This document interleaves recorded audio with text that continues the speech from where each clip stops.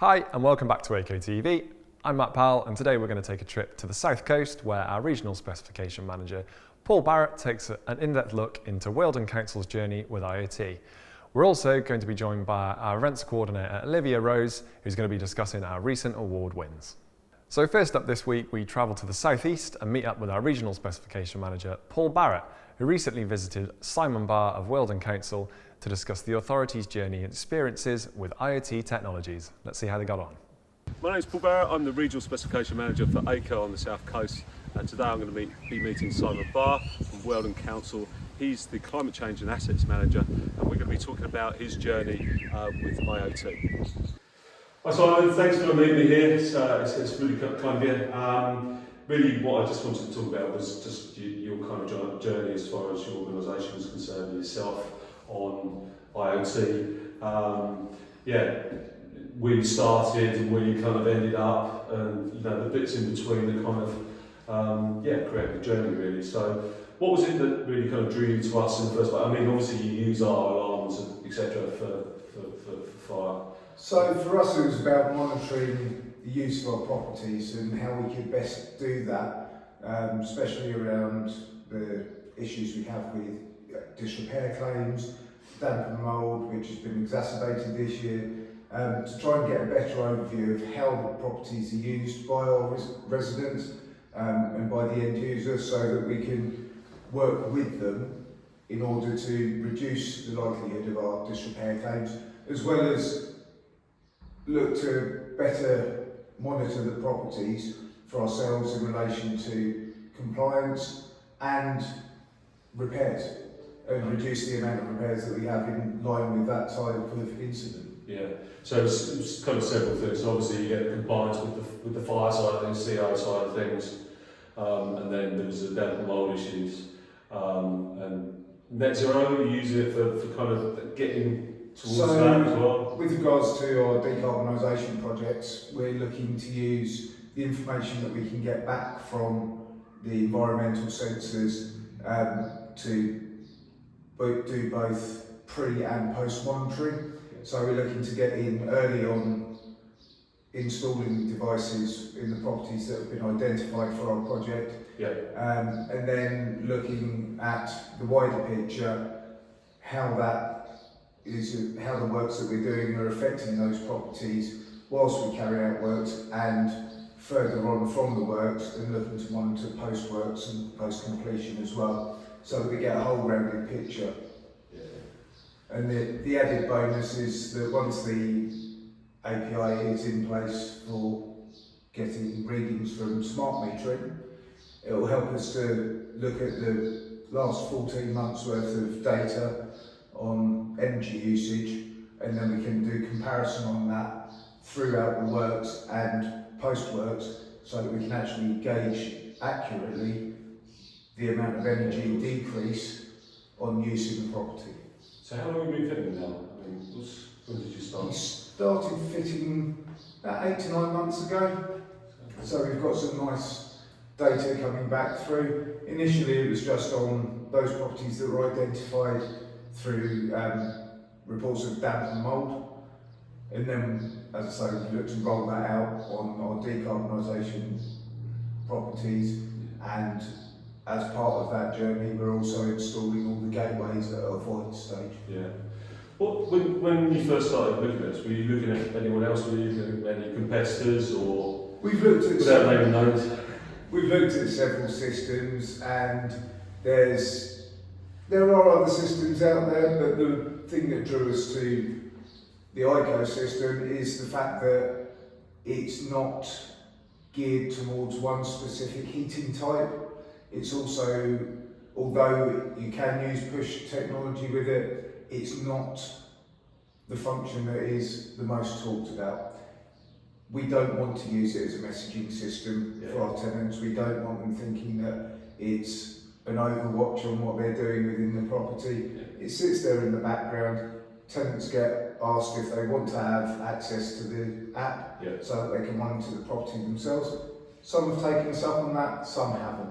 Exactly. But it also helps us to start that discussion if they do have the app, because they will come back to us and say, why have we got temperature readings so high or so low?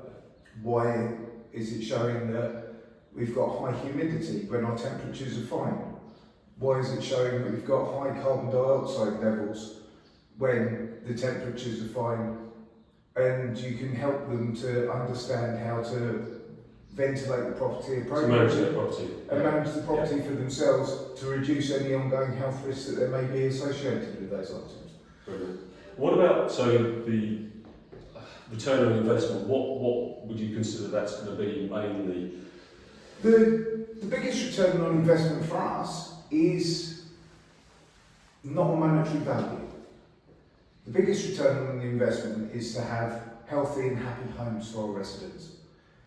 If we can achieve that with the aid of technology, then it makes a better outcome for all. We get properties that tend to be looked after better, reduces repair costs, reduces the likelihood of claims against us for things like damp and mould on the Homes Fit for Human Habitation Bill, and disrepair claims, and therefore we're aiding the whole spectrum. Exactly. Because it's not just about us. Yes, there are properties and we manage those properties, but they're also people's homes. And that's what we're looking to achieve out of this, is to give someone a home that they can be proud of and a home that is working for them.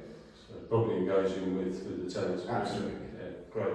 What about, what were the kind of challenges as far as kind of, you know, I know that there's always red tape in any organisation, you know, with the costs, because obviously there's lots of organisations that look at the costs and they think, well, you know, we've got everything else going on, how are we going to do this? Were there any for you? I mean, what was... Absolutely. I mean, the first issue that we sort of came up against was that around GDPR and whether there was a reason for not having data sets go out. The good thing is that Aico, when they've looked at this process, have actually taken that head on, written a policy which was put to our legal team prior to us installing anything. Our legal team were happy with it, and therefore we could go ahead. The actual price and funding for putting the kit in, we're in a lucky position where we're not just doing it out of a single pot.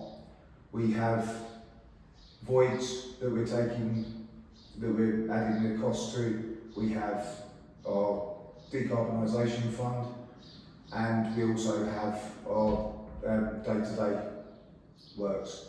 So there's different pots of money that we can apply to. Plus we're looking at longevity. For the cost that it is to put in and the run-on cost, if you space that out, and I tend to look at a 10-year plan, which is effectively the lifetime of the batteries within the system. If you're looking at 10-year payback, the actual on-the-shelf price divided over those 10 years is negligible when you're looking at the benefits of what you could gain back. The price of one disrepair claim covers quite a lot of installations. Exactly, yeah. And if we can avoid that one disrepair claim, then it gives us the money effectively that we're not spending out on that we can look at putting into this. So obviously now you've got systems installed. What do you think kind of key benefits are to the tenants, really? So from what we've experienced so far, the main point is opening up lines of communication. It allows for a conversation about how to manage damp, mould and condensation within the property through ventilation, through management, for the tenant to action, as well as items that we might find through the information and data that's collated. And what we have found is those people that do take up the opportunity to use the app get back in contact with us and ask those sort of questions around, well, my temperatures are showing as within the parameters that they're set to, but we've still got high humidity, we've still got exacerbated levels of carbon dioxide. And we can have that conversation about air changes within a room, the use of ventilation systems that are already in place, and how to use them to the best effect, when to use the overrides, things like that. So that we can try and reduce those carbon dioxide levels, we can try and reduce that level of humidity. We know the temperature is somewhere near where it should be, so we can then say things like, were they aware that opening their window for 5 seconds allows for an air change in that room? It's not that you have to open your windows fully in the height of winter and leave them open for hours on end. 5 seconds of a window opening will change the air in the whole of the standard room size. Yeah, absolutely. And that helps reduce that carbon dioxide level, helps reduce that humidity level, so that they can benefit from it, our property benefits from it. Yeah, so as far as your management systems are concerned, how do you think you're going to utilise that information with the gateway and environmental sensors? Well, following on from conversations with yourself and others that have been using the system, we're actually looking to procure a new housing system at the moment, and we'll be discussing with Aico about the use of API from the home link system to buy in, to link in to our housing management system, so that when we have a client phone up, we can get all the information relating to that property through the one system. So I'll hopefully have links through, so that we can look at the information that's on the gateway, link it back to that property, and also link it through to our asset management system as well. So we're looking at encompassing all of that with other systems that we've already got in place, to look at APIs into the new system for Wealden. Perfect. Well, thanks for joining me today, Simon. That's brilliant insight, and I'll be seeing you soon. Cheers. Hi, I'm Olivia, I'm the events coordinator here. I'm going to go through some of the award wins that we've had in June. We've had a very successful month. So we started the month with the Northern Ireland Electrical Awards, where we won Innovative Product of the Year, and this one was for the HomeLink Connected Home Solution. A couple of weeks later we attended the ASCP Safety and Compliance Awards.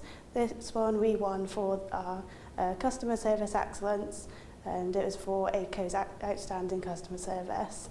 The following day we attended the Fire and Security Matters Awards, where we won the Fire Manufacturer of the Year.